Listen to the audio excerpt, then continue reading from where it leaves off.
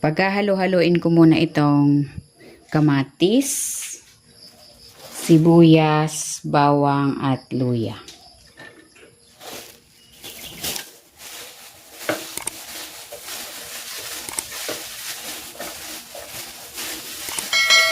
Ayan, okay na yan.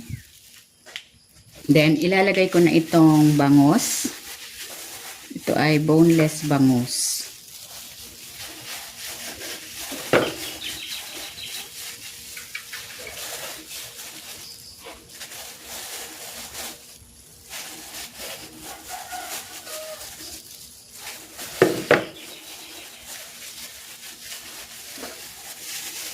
Titimplahan ko ito ng asin, paminta, maglalagay ako ng patis,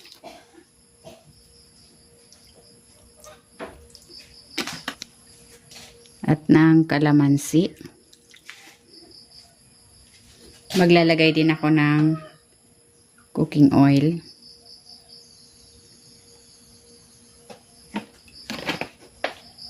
At ilagay ko na rin tong sili. Tatakpan ko na ito. Then, isimmer ko ito for mga 10 minutes.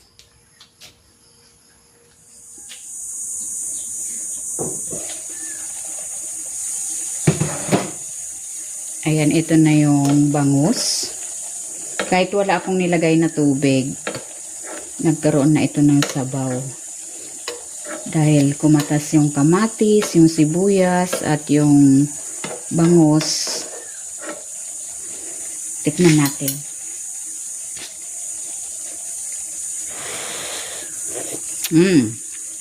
Mas malasa. Concentrated yung lasa kasi walang tubig. Mas masarap.